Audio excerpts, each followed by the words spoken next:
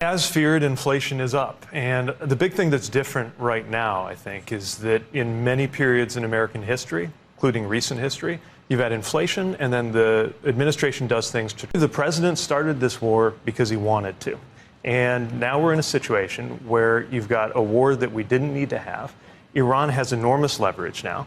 Certainly their military has been degraded. But why do you keep saying they weren't about to go? Steve Witkoff said they had enough fissible material for 11 bombs. So are you acknowledging the president lied when he said that their program was obliterated? No one knew. America is weaker because the president launched this war. Well, that's your opinion. That's not. No, but it's clear, and I'll tell you why. Because we had when the Trump, Secretary of NATO say the world is a safer place. He just said that yesterday. His job is to butter up the president. I'm laughing because this piece of it is basic. The president did say that he wanted to be in office to bring inflation down, and he has not brought inflation down. That's all. He drove it up. He not only failed, he drove it up. You know what's wild? Watching a CNBC anchor try to grill Pete Buttigieg about inflation while simultaneously defending a president who literally started a war that sent gas prices through the roof. Like, the mental gymnastics you're about to witness are genuinely incredible. Joe Kernen spends 13 minutes trying to pin Biden-era inflation on Buttigieg, while running interference for Trump's Iran war and tariffs, the two things actually making your groceries more expensive right now. And here's the thing, Pete doesn't just defend himself, he goes on offense, hard. He flips the entire script and makes Kernen look like he's reading off Republican talking points instead of doing actual journalism. This is what happens when corporate media tries to both sides an issue where one side is objectively making things worse. Watch how Pete systematically dismantles every single deflection. Let's get into it. Joining us right now is Pete Buttigieg. Of course, he is the former transportation secretary under President Biden. And Secretary, thank you for being with us this morning. Thanks for having me in. When I first looked at the notes, I kind of laughed because we said we were going to have you on to talk about a reaction to the numbers. I said we're not actually talking to him about a reaction to the numbers, but they did say you were interested in speaking about inflation. So let's start there. We got these numbers, not as hot as had been anticipated, but we knew that energy prices were going to be higher, up 10% this time around.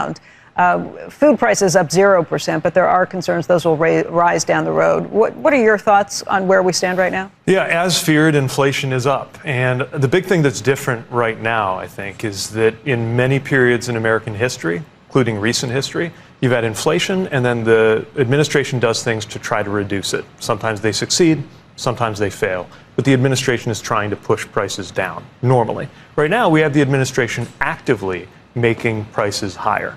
They're actively making goods prices higher with the tariffs, obviously. Typical family paid about $1,000 more for that.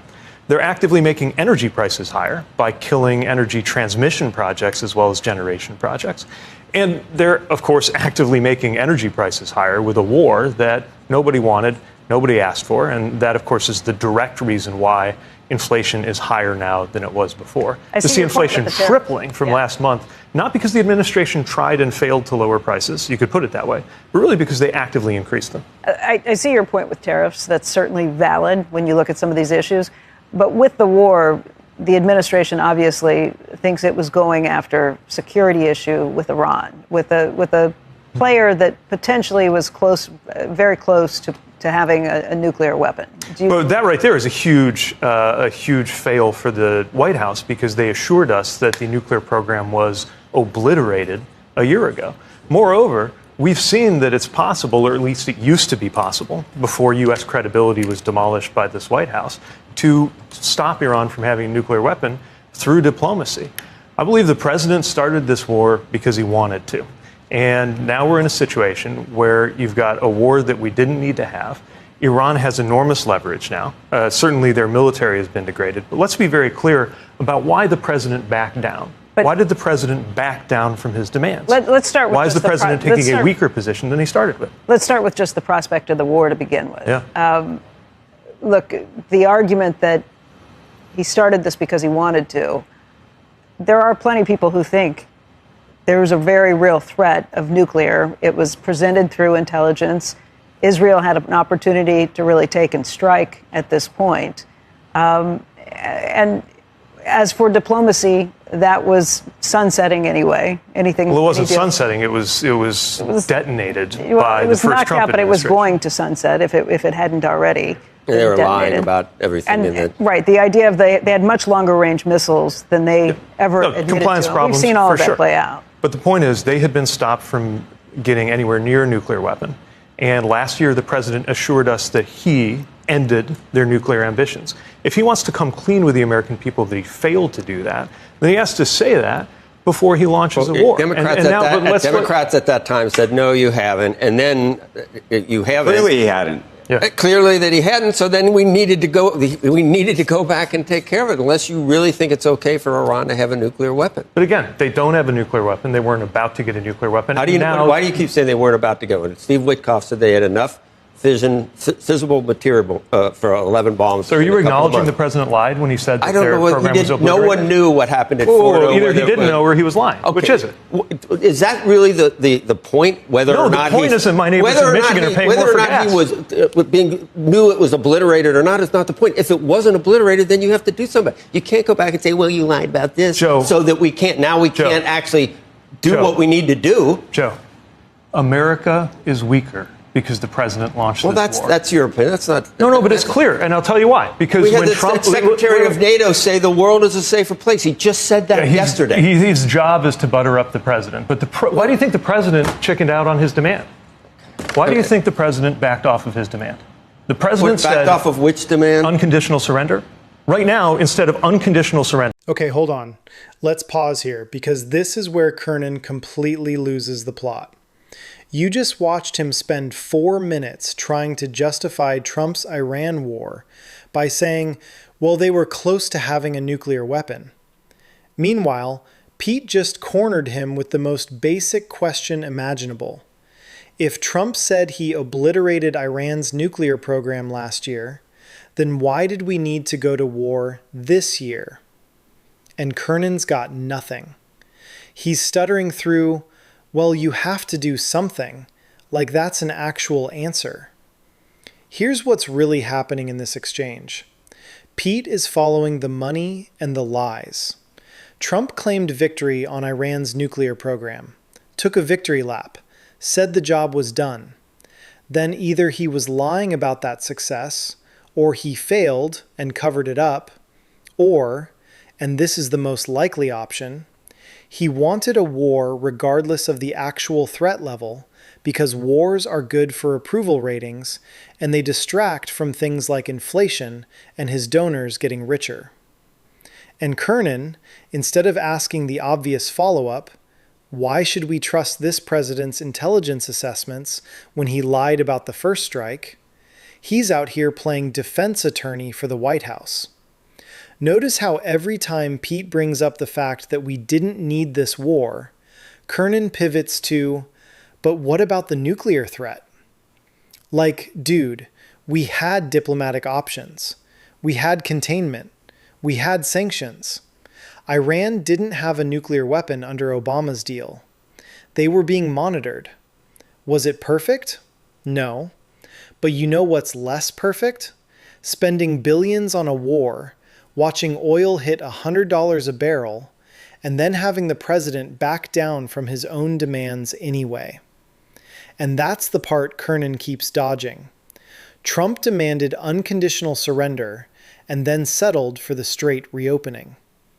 The strait that was already open before he started the war.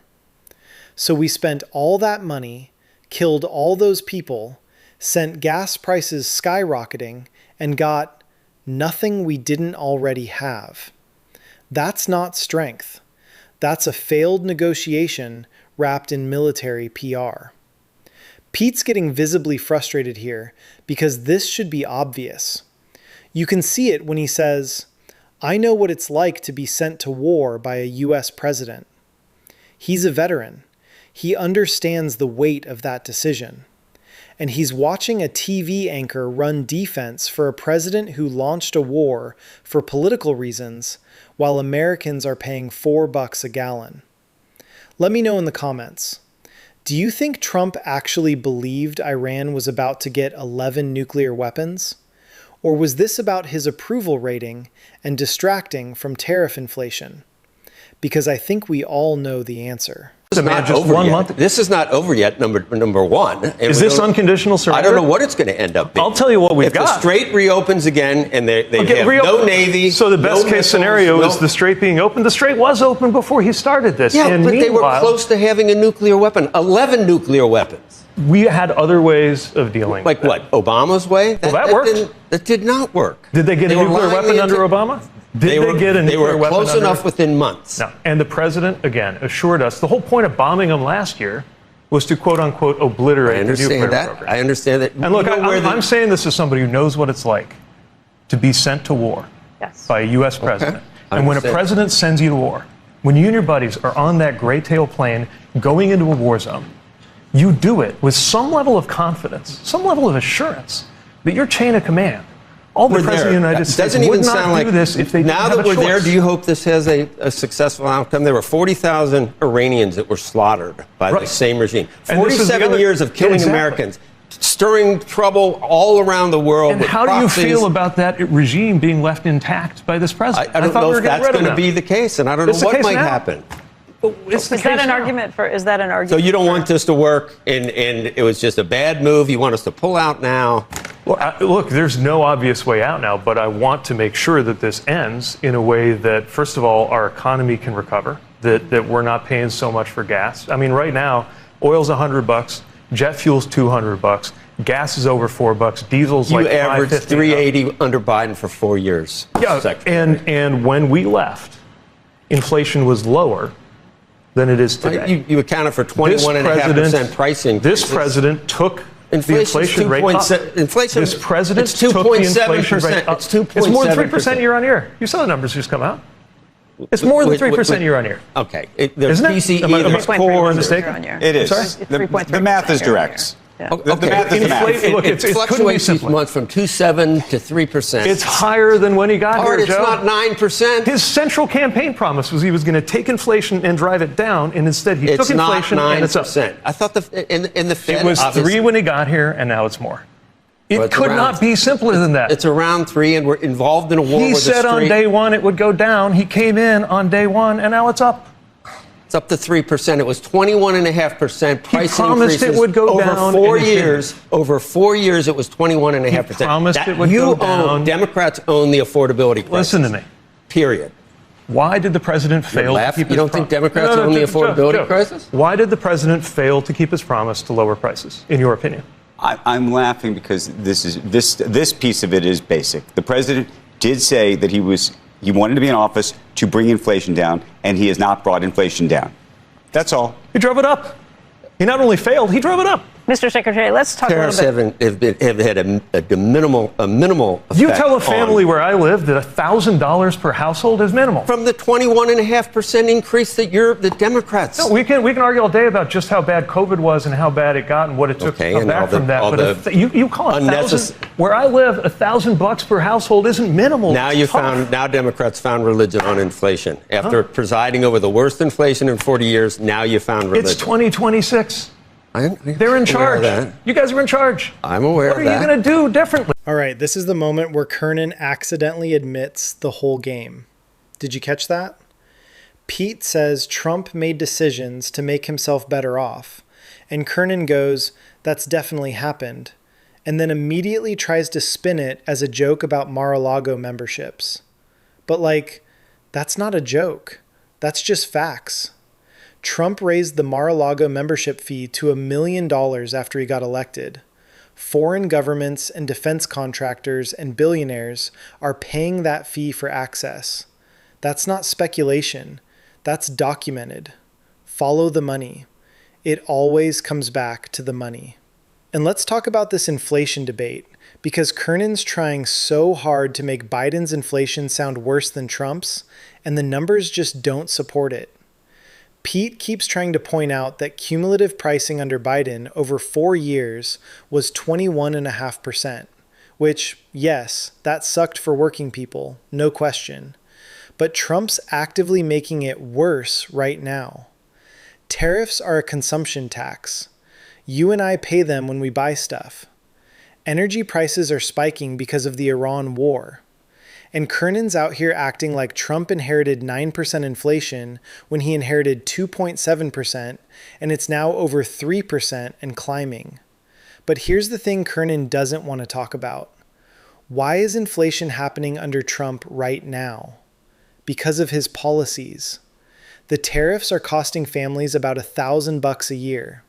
That's not Pete's opinion. That's what economists across the spectrum have calculated. And when Kernen dismisses $1,000 as minimal, Pete jumps on him immediately. Because $1,000 isn't minimal to a working family. It's rent money. It's groceries. It's whether you can fix your car when it breaks down. And notice how Kernen keeps trying to make this about the past 4 years instead of the present. He wants to litigate Biden's record instead of holding Trump accountable for what's happening right now. That's the move. That's the deflection. Because if you actually analyze Trump's current policies, the tariffs, the war, killing energy transmission projects, you see that he's making prices higher on purpose or through reckless decisions, not trying to bring them down. Pete's point about this being the first time in modern history that an administration is actively making prices higher instead of trying to lower them, that's devastating. And Kernen has no answer for it. So he pivots to, well, Biden had high inflation too, as if that excuses Trump making it worse. The 75% Republican approval rating for the war that Kernen throws out, that's party loyalty, not policy analysis. Republicans approve of everything Trump does. That's not the same as the war being popular with Americans broadly, and it's definitely not the same as the war being the right call. Pete nails him on that too. You don't start with approval within your own party, because of course Trump's base approves. They'd approve if he declared war on Canada. One more thing. Kernen keeps saying this is a matter of opinion about whether the war was necessary. No. Whether you like the war is opinion. Whether we had to start it is a question of fact. And the facts show Iran didn't have a nuclear weapon. Diplomatic options existed. Trump claimed he already destroyed their program. And now we're in a war that's making everything more expensive, and we're settling for less than we demanded. Those are facts, not opinions. Drop a comment. Do you think mainstream financial media like CNBC is actually holding Trump accountable? Or are they worried about losing access and ad revenue if they push too hard? Look, what are you going to do differently to make the prices actually go down like you promised a year ago? Number one, we got to get through this war, and you've heard people... We got to get through this war. We didn't have to be fighting this war. What are we doing? That's a matter of opinion. You can't say that. It's a matter of opinion that I share with most Americans and a large number of Republicans and a whole bunch of MAGA people who bought into this president because they actually believed him when he said he wouldn't get us into the war. 75% Republican approval for the war. You don't start with the approval you have within your own party. But the point is, the MAGA coalition... Democrats aren't going to approve of anything. I'm talking about Americans. Americans disapprove of the president and their right to do so.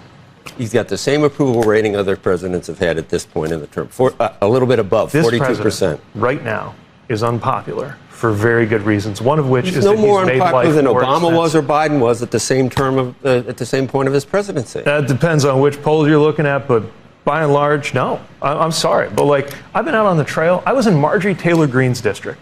Marjorie Taylor Greene. This is a Trump plus 38 district. Or it was. I know we had the numbers. 500 people. You'll get a chance to prove that in November this year. Okay. We had a chance to prove it last week. The Senate might go. I understand. Yeah, because people are presidents make difficult decisions, obviously. Yeah, but usually they make difficult decisions to try to make other people better off. This president's made decisions to make himself better off. That's definitely happened. If you're the kind of person who can pay $1 million for the entry fee to Mar-a-Lago, then you're doing great. But everybody else is hurting right now. Mr. Secretary, let's talk about a few things that fell under your former purview when you look at transportation. One of the issues we're dealing with right now is a government shutdown that's been affecting the TSA agents. Obviously, the president has started paying them. The lines have gone down.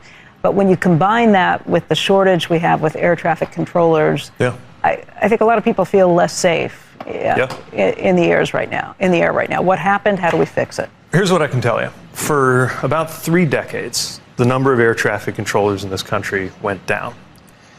We worked hard to make it go back up.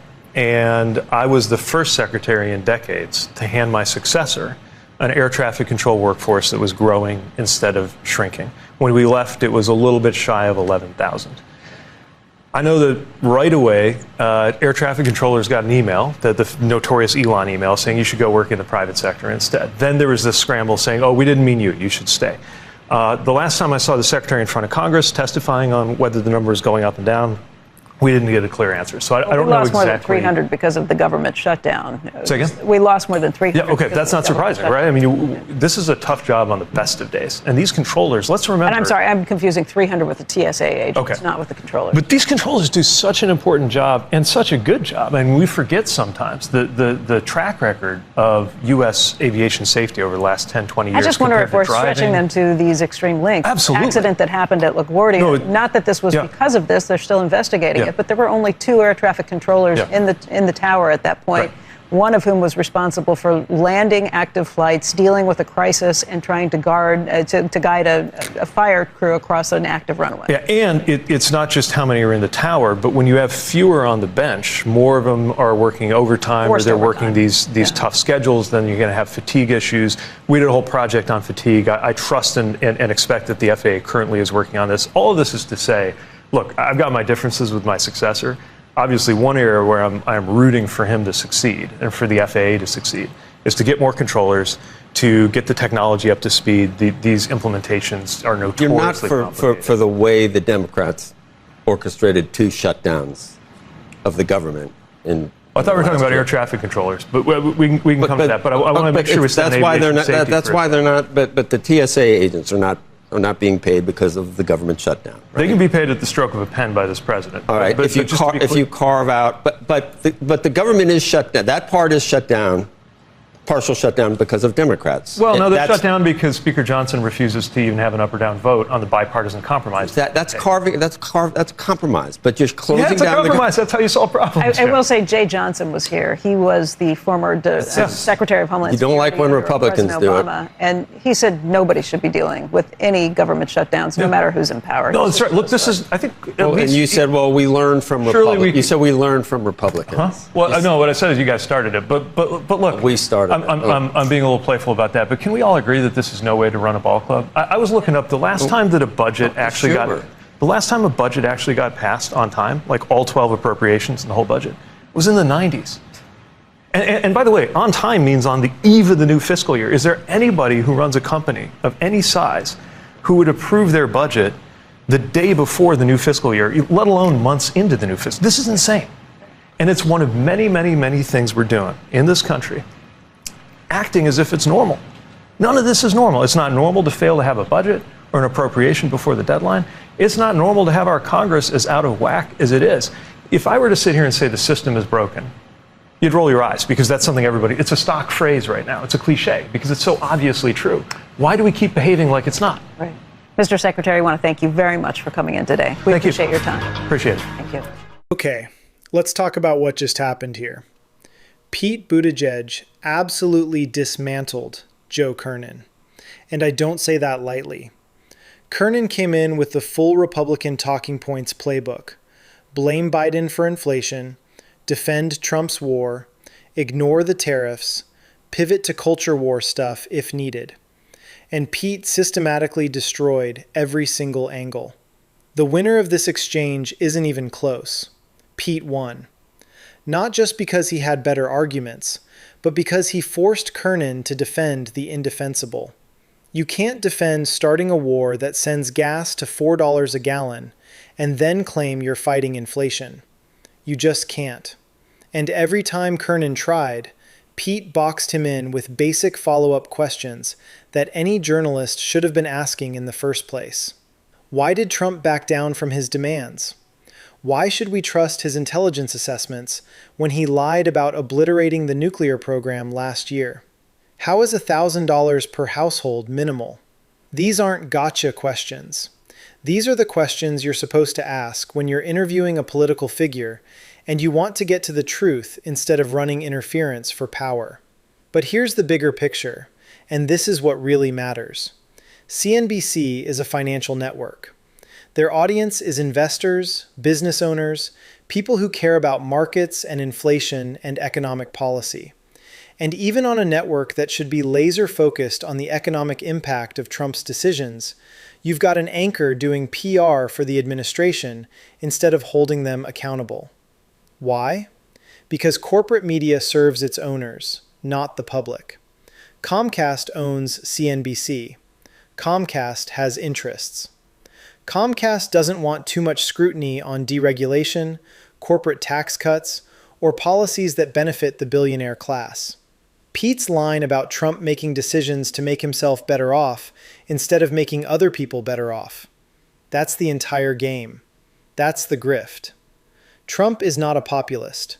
He's a billionaire who convinced working people he's on their side while passing tax cuts for the ultra-rich, raising their costs with tariffs, and starting a war that makes gas more expensive.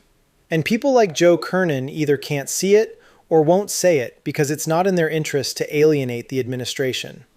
And look, I'll give Pete credit where it's due. He didn't just defend Biden's record. He went on offense. He made Kernen defend Trump's policies in real time. He forced the conversation onto the terrain that actually matters. Who benefits from these decisions? And the answer is always the same. Follow the money. It's never you and me. It's the donor class. It's the defense contractors. It's the people paying $1 million for Mar-a-Lago access. The fact that Kernen tried to laugh off the Mar-a-Lago thing as a joke tells you everything. It's not a joke. It's a pay-to-play scheme happening in broad daylight, and corporate media treats it like a punchline instead of a scandal because they benefit from the same system. If you made it this far, do me a favor. Like, share, subscribe, and drop a comment. Do you think Pete handled this the right way, or should he have gone even harder? And do you think mainstream media is capable of holding Trump accountable, or is the corporate ownership model just too compromised at this point? I'd love to hear what you think. That's what we do here at MB. We follow the money, we call out the grift, and we don't carry water for anyone. Stay sharp. I'll see you in the next one.